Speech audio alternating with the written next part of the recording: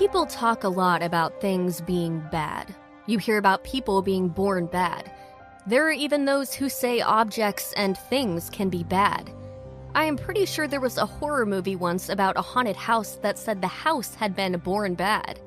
I don't really know if any of that is true or possible, but there are times I wonder about my town. Sometimes I just have to wonder if Knorr, the tiny town in western Pennsylvania that I've resided in my entire life, was born bad. Perhaps that is a bit of a misnomer. I don't think sharks, for example, are bad. They just do what sharks do, and sometimes a swimmer or a surfer gets in the way. I think Knorr is like that. I think things here just get a little thin sometimes. And when reality itself gets thin, sometimes things cross over from the other side and do things on this side of the world. For example, there have been ghost stories connected to Knorr for as long as I can remember. There's a house on Kettle Street that has been rumored to be haunted since I was young. A man who was nicknamed the Boogeyman once killed young girls around Knorr, and I know for a fact that his soul was able to come through to this side and kill some more. That nearly took the life of not only the man who is now my husband, but destroyed the newspaper offices that I had helped build from the ground up. The day that soul punched through nearly tore the town apart. Then there's the story of Jimmy Parker and how he ended up in love with the ghost of a teenaged girl named Sapphire. That nearly tore the town apart too, as he uncovered a long hidden murder that involved some of the most powerful people in town. But Sapphire was so strong, she could not transcend time, but then she and Jimmy together could alter reality itself. You see some crazy stuff if you spend some time in Knorr.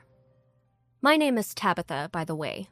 These days my name is Tabitha Hollis, and my husband is Warren Hollis. You might have read some of his true crime work in the past. These days he is making a name for himself in the world of fiction. I have lived in Knorr my entire life, and I have become the witness.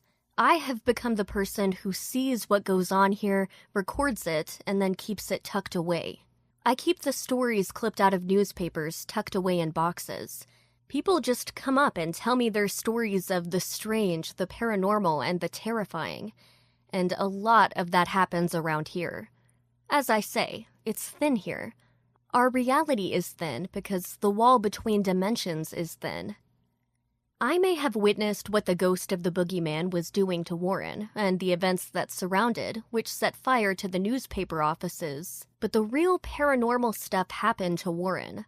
I saw Sapphire and what she and Jimmy could do, but the bulk of the truly paranormal happened to Jimmy. I was the witness. I am almost always the witness, which is fine with me. I like being the recorder. However, there's one story that few people know. There's one story I keep to myself where the paranormal happened to me and around me. It's the thing that turned me into the keeper of records of Knorr. It's the story that shaped me.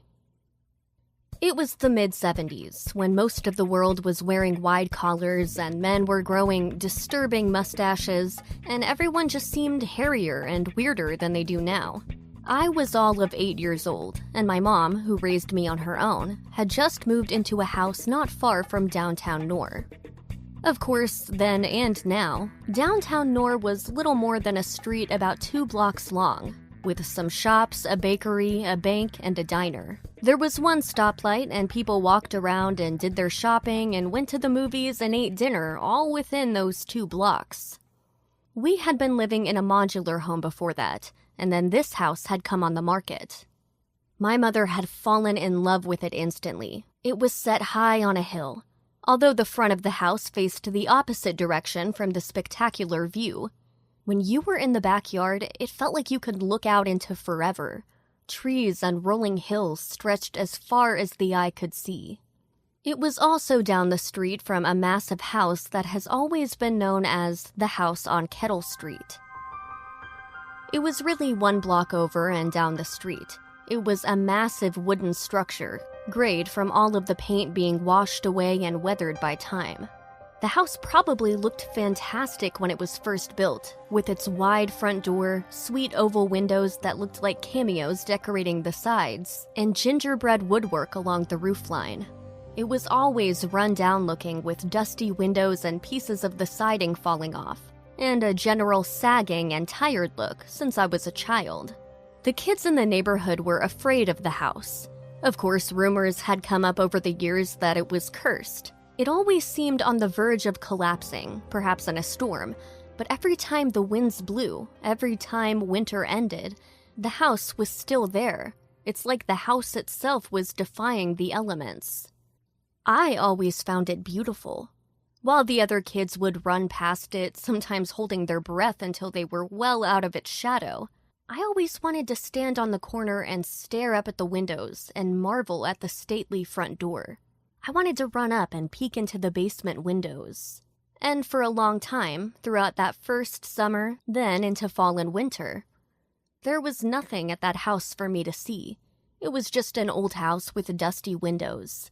The kids I played with squealed and ran past it, and they told each other ghost stories, while the older kids dared each other to go inside and see how long they could stay inside. I remember a spring day when I went for a walk toward my friend Monica's house and was skipping along merrily. The sun was warm and I was in a cute dress, and I was thinking about the games Monica and I would play once I got to her house. I barely even realized I was in the shadow of the house on Kettle Street until it loomed over me and seemed to absorb the sun. Something about the shadow and the house itself just seemed different. I froze there, with the images of Barbies and other games equally frozen in my thoughts. I peered up at the house and, for the first time, felt something akin to fear. I did not feel like running, but the hairs on my arms were standing on end, and I felt chills running up and down my spine. I peered up at the windows that were across the side of the house. The sun was reflecting into my pupils, and I shaded them with my hand. I scanned the windows on the lower level and then the second floor. I gasped. There was a little girl in the window on the second floor. She was very pale, wearing a white dress, her arms by her side. Her eyes were dark, but it was hard to see because of the dust and grime on the window pane. She was staring right at me, no hint of a smile on her face. Her eyes did not blink despite the sun. I smiled. I waved. She just stood there, staring. I waved again, this time so excited that I jumped up and down. Someone was living in the house I loved so much. Someone with a little girl who looked to be about my own age. Maybe they would fix up the place and I could play inside. Funny, I thought. I didn't remember seeing a moving van. But such thoughts do not stick long in an 8-year-old's brain. I waved again. Slowly, as if unsure of how to do it, the little girl in the window slowly raised her right hand, bending her arm at the elbow. Cautiously, she waved back. And then, even more slowly, like trying to watch the tide changing, a smile crept across her pale face, and I swear I saw her eyes light up. "Come on down!" I yelled. I waved again, trying to convey with hand signals that I wished she would come down and play. A sudden look of fear crossed her face. I can remember that clearly. One moment she was smiling, and then the smile faded. The arm fell back to her side. She looked behind, over her shoulder, back into the darkness of the house. She cast another glance at me, and then she was gone, vanishing back into the house. I stood there and waited for some time, hoping she would come back or maybe come out the front door. Instead, the sun got higher in the sky, the day got warmer, and the hairs on my arms went back down. I eventually gave up and ran to Monica's house to tell her the exciting news. Of course, Monica, always the more practical one, told me I was crazy.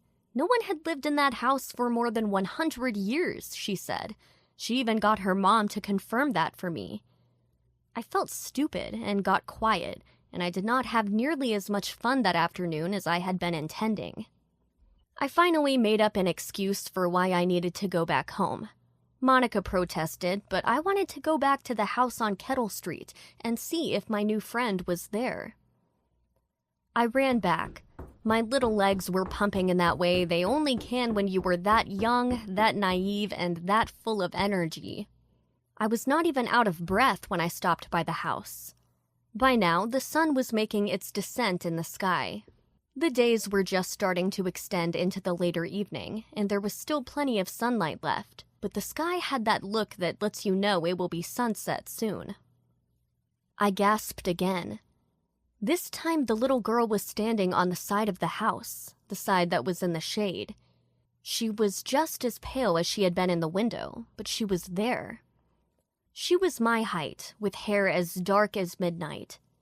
She wore a long white dress that looked more than a little out of fashion, and black shoes. I remember thinking it was odd that her lips looked more gray than a healthy pink, but attributed that to her standing in the shadows. She was smiling, and this time she waved first. I waved back and then I ran toward her. She looked stricken at first, but then she smiled again. She was obviously nervous, but then I would have been nervous if I was new to the neighborhood too. "Hi," I said excitedly when I was within the proper distance to talk. "I'm Tabitha. Do you live here?" The smile on the girl's face faltered, and she appeared to struggle to speak. When the words did come out, they were faint, as if she were standing very far away. "My name's Clara," she said. "Yes, I live here with my mom and dad and older brother." I could feel the smile in my face get brighter. "I live just around the corner," I said. "Do you want to play?" Again, her smile faltered for a bit. She looked back at the house, peering up at the windows. Then she stared back at me for a moment, looking me up and down. Then she nodded. These days, I'm not much of a squealer when I do something that excites me, but back then I was. I'm quite sure I let out a loud squeal of delight. I ran to her and took her hand. I remember thinking her skin was very cold, but then Clara and I were running into the backyard. I spent the rest of that afternoon running around the yard, playing hide-and-seek, skipping, and dancing. She was very good at hide-and-seek. I could never find her, but she always found me right away. As the afternoon wore on, she seemed to get a little less pale, and her skin felt a little warmer. Eventually, the sun went down behind the hills. Above us, the stars began to wink at us. We were still running around when I distinctly heard my mother calling me. I froze in mid-step. "Uh-oh," I said. "That's my mom. I have to go." "Must you?"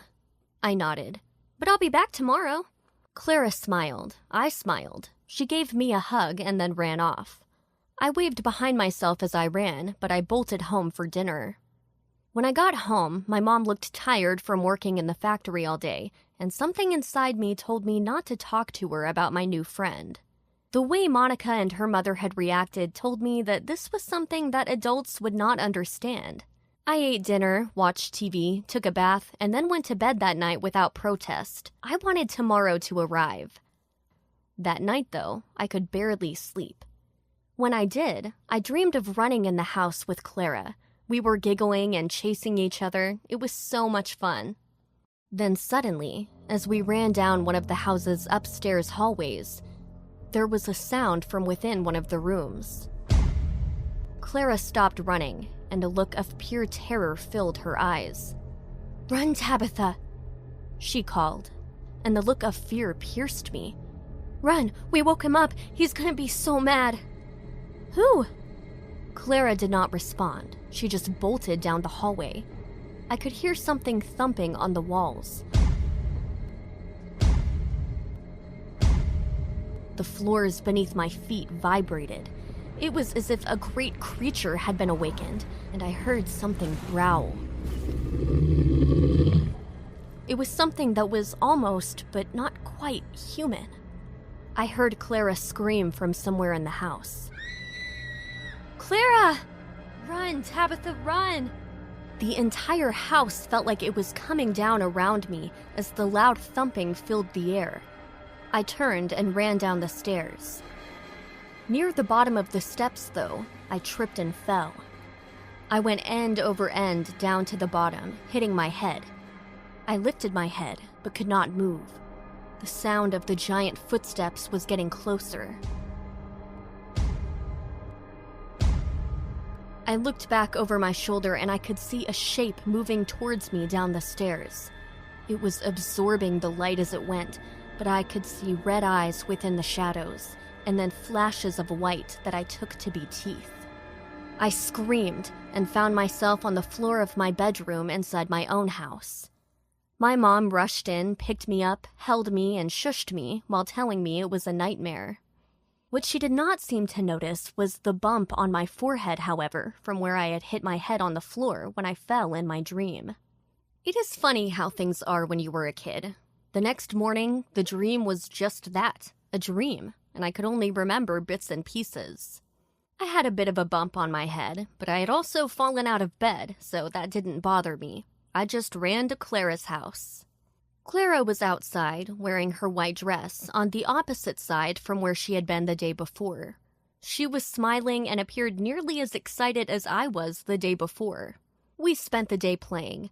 I just have images of us hiding, climbing, running, and scampering around outside.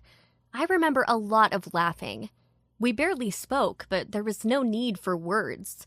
We were kids, and life was long and good, and the world filled with mystery, and we wanted to explore it all.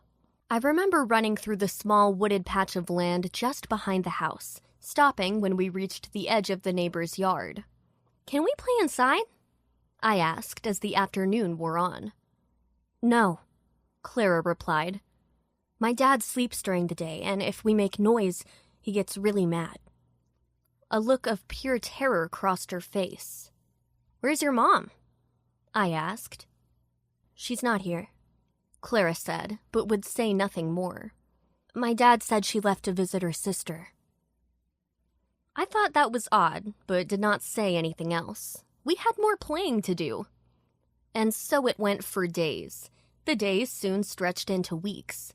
I began to get anxious calls from Monica, who wanted to know where I was and why I wasn't coming over.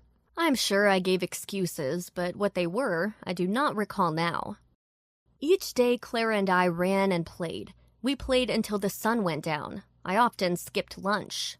Then each night, I would dream of Clara. We played all over the house, but each night something would happen. There would be that noise from inside the house, the growling and anger. Clara would be terrified, and I would run. Then one morning, I walked over to Clara's and found her there, beside the house, but without the smile on her face. She looked sad, and there were streaks down her face as if she had been crying. "We can't play anymore," she said. I felt my heart breaking. "What? Why? What happened?" "My father," she said, whispering, her voice once again faint and sounding far off. "He knows that you are coming over here. He wants to keep me inside. He says I cannot go out anymore. He says I'm not allowed to have friends. Oh, Tabitha, he gets so mad." I had not talked about the dreams I'd been having with Clara before. I was desperate. "I've had dreams about you and being in the house," I said. "Is that your father who wakes up?" Clara looked stricken. She raised a hand to the base of her throat as if choking. "Yes," she said, her voice barely a whisper now. "I'm sorry, I shouldn't invade your dreams like that, Tabitha." Her eyes appeared to change, becoming sadder and growing dark. "You're the only real friend I've ever had, Tabitha." "Does he hurt you?" I asked. Clara looked over her shoulder at the house, as if expecting her father to appear at any moment. Then she nodded. "Come with me," I said, the words just pouring out of my mouth. "Come over to my house. We can hide there until my mom gets home. Then we can tell her about your dad. She'll know what to do." This was back when I felt that adults knew everything. It seemed to me that my mom always had the answers to life's questions. She would know what to do. "I cannot," Clara cried. Then she turned to run. I ran faster. I caught her arm. It was cold again, like that first day we had met. I grabbed her arm and pulled. She did not resist. Perhaps she had had enough. Perhaps she was just glad to have a friend, but she did not fight. She just ran with me. We ran, and when I entered my front door, slammed it behind me, and then ran into our basement, she was right there with me. That was as far as we had ever run from her house before. She looked beyond terrified, and when we found a place beneath the stairs to hide, she covered her face with her hands and began crying. I put my arms around her and held her as she wept. I don't know how long we were crouching there. I felt terror in my heart and wished that my mother would come home now. It seemed like forever before she would be home. What would we do until then? "Oh, Tabitha," Clara said.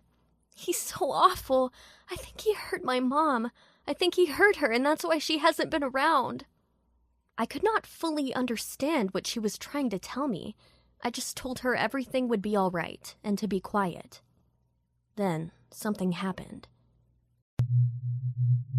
It was like a hum. It seemed to seep from the walls, from the ground itself, up through the concrete floors of the basement. It started out low, as if a truck were passing by, but then it grew louder, more distinct. "Oh no," Clara cried. "He's awake." The fear in my heart turned into a block of ice in my stomach. I looked up at the high basement windows, and it was still mid-afternoon, still hours before my mother would get home. The hum grew louder and louder. I was sure the entire neighborhood could hear it by now. And then the ground began to vibrate, like an earthquake. The sound was everywhere. It was beyond a scream. It was inside my head, and I fell back against the wall. The stomping began. I heard something that sounded like an explosion, close, but also off into the distance a bit. And then the ground shook as something began walking outside, stomping down on the ground, shaking the world. "What do we do?" I asked. "Where do we go?" "He's never been this mad," Clara said. "I've never run away before. He's gonna hurt me, Tabitha." I heard the stomping getting closer and closer. I'm sure my eyes were as wide as saucers. I had no idea what to do. I couldn't run. I just stared into Clara's terrified eyes. Clara was shaking, her eyes dark, her skin almost see-through, it was so pale. The front door of my house burst inward. I heard something hit the far wall. "Where are you?" Clara screamed. I grabbed her and ran for the opposite end of the basement. There was a small room set into the wall. It was just a closet, stockpiled with canned food my mother got from her mother's garden after spending days preparing fruits and vegetables for their hot baths in mason jars. I ran there, flung the door open, and shoved us both inside. I closed the door as I heard feet pounding down the stairs, the basement door having rattled in its frame and banging off the wall. "Clara?" I clasped my hands to my head. The voice was louder than anything I had ever heard. Fists began pounding on the wooden door. It rattled so hard in its frame that splinters flew out of it and across my face. "Come out, Clara." Clara screamed. I screamed.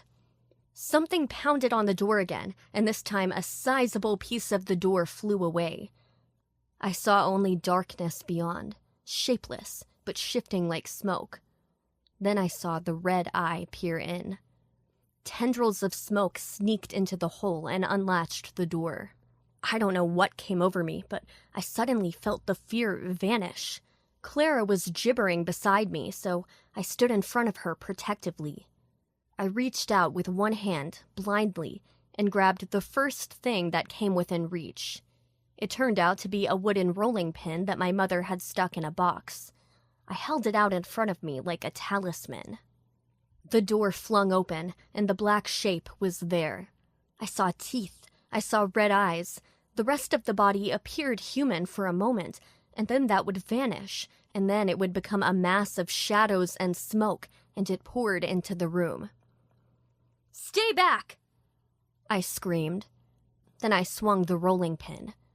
I swung at the red eyes that, more or less, remained stable and intact in the middle of the black shape. I aimed right between them.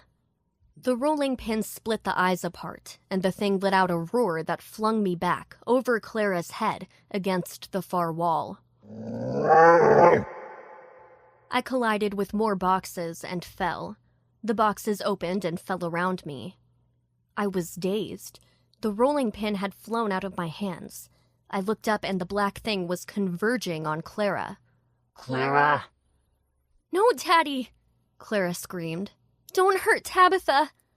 To my amazement, Clara stood up at her full height and then seemed to grow bigger.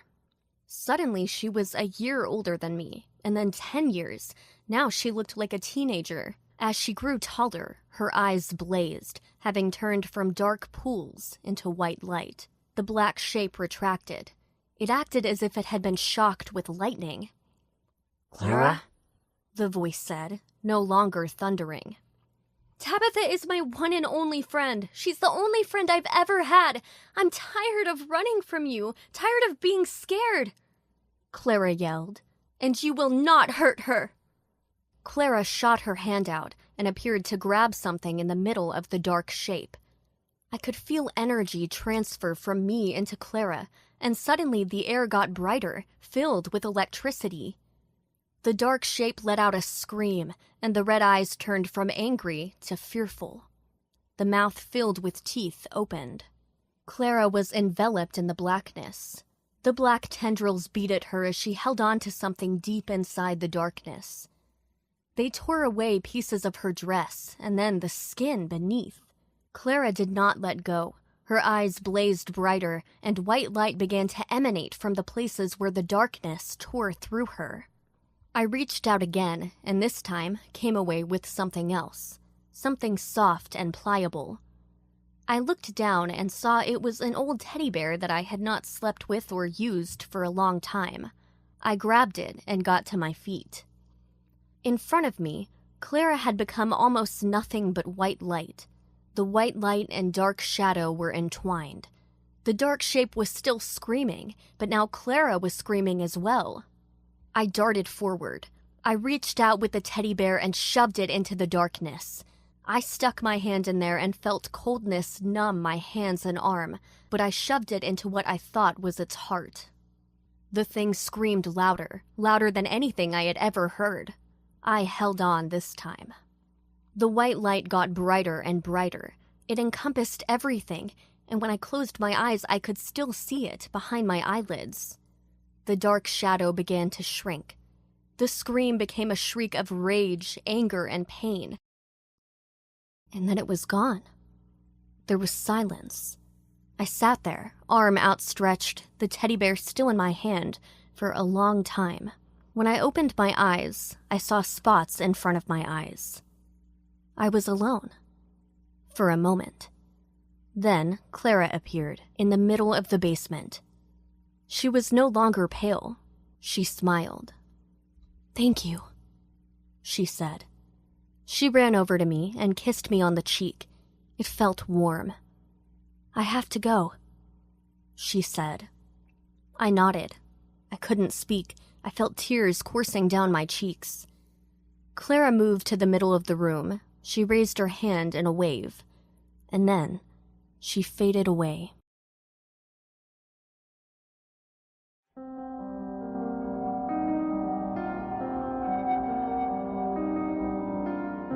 The newspaper said that it was a 3.9 rated earthquake that day.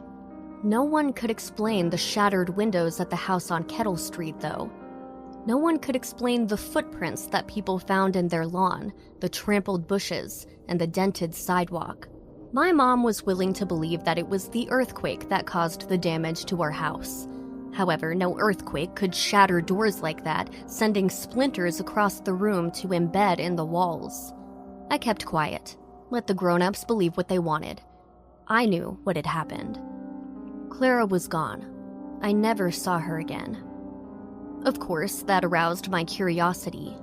When I could get a library card and figure out how to use the microfilm machine at the library, I did research. I researched the house. It turns out that the house was built by a man named Stilson. He had moved there more than a century ago and built the house. He was well-liked and prominent in town at the time. Knorr was even smaller then, if you can believe it.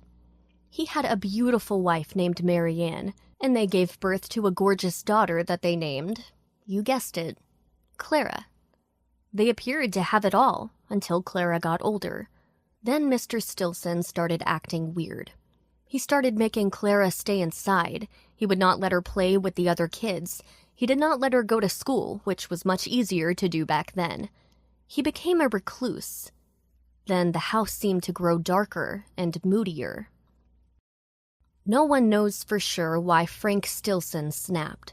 But one day, after not showing up for work for a week, some concerned neighbors checked on the Stilson family. What they found was horrifying.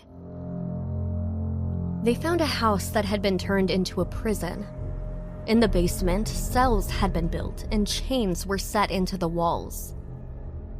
That wasn't the worst of it. They found Marianne's body in her bed. She had been hacked to death with an axe. They found Clara in the basement, her little body in the chains.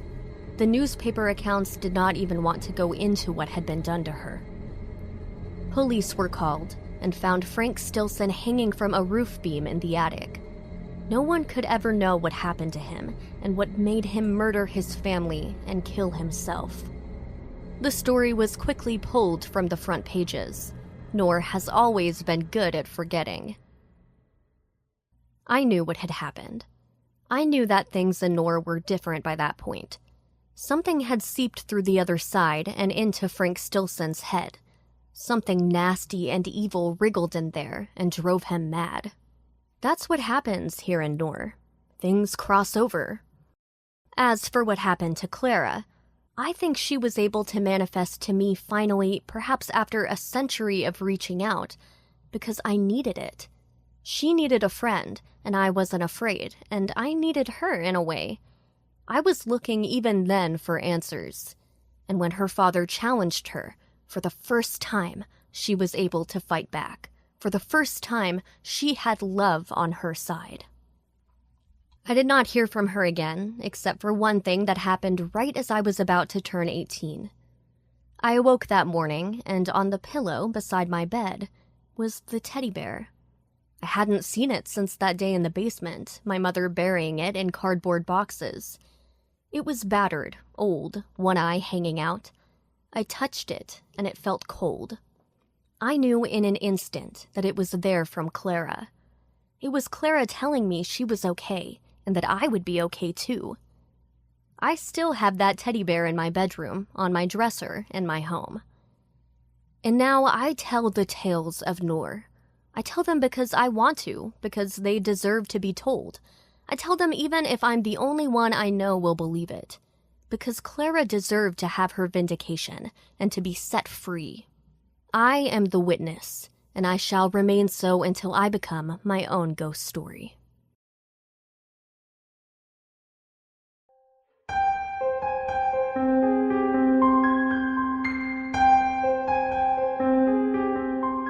Knorr is a strange place, and strange things happen all the time. Perhaps you know a place like that. Perhaps your town is like that. Perhaps there's a house just like the one in this tale, just down the street. Who knows what lurks there in the darkness? What comes out when the night comes out?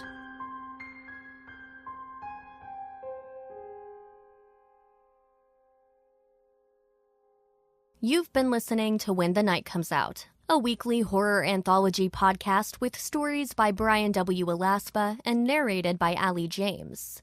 For Bryan's work, visit his website at www.bryanwalaspa.com or visit amazon.com for his books of fiction and nonfiction, and check out his novels set in the town of Knorr, The Dead Phone, and Sapphire, for more of Tabitha and those around there. Be sure to listen to Allie's work on Facebook at Allie James Projects.